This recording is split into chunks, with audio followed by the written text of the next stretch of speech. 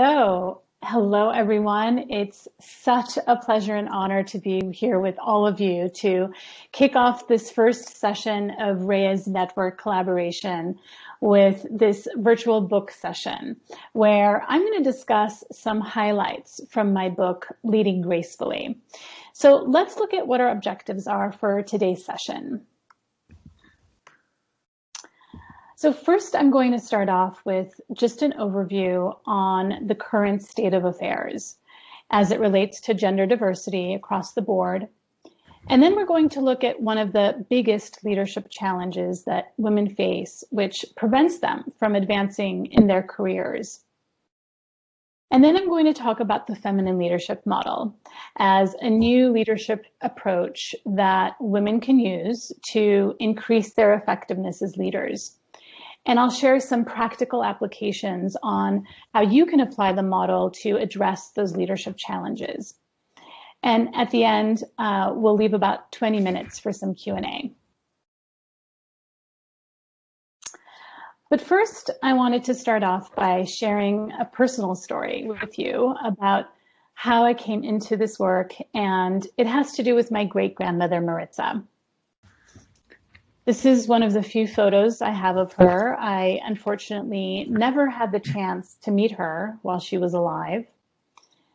Maritza was a survivor of the Armenian genocide that took place in eastern Turkey at the beginning of World War I.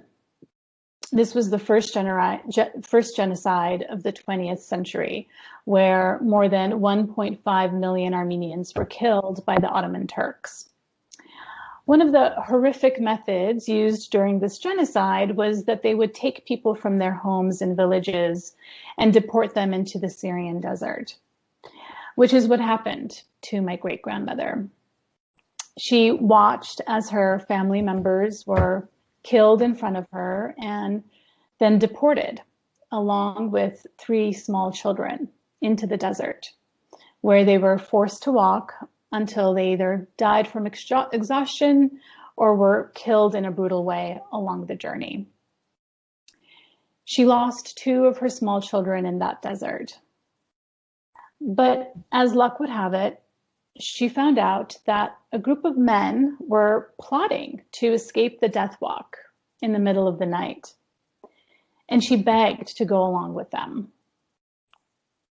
They refused, saying that she would just slow them down, and she had a small child and she was a woman, but somehow she convinced them and managed to escape with this group of men in the middle of the night. They ended up walking through the desert at night until they arrived to Syria, where they luckily found refuge. If it wasn't for Maritza's bravery and her resilience and her strength to survive, I would not be here giving this talk today. So I'm eternally grateful for God's grace and her will to survive. It was this strength that I found within myself that day that I had to climb a 40-foot tree during a leadership training program. I talk about the story in my book, but I thought I'd share it again because it truly was one of the biggest turning points in my life.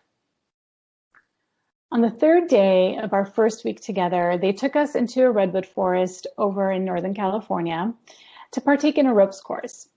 Now, the first challenge was to climb a 40-foot redwood tree with nothing but a harness in case you fell off, and then walking along wooden plank, where the only way down was to jump off it.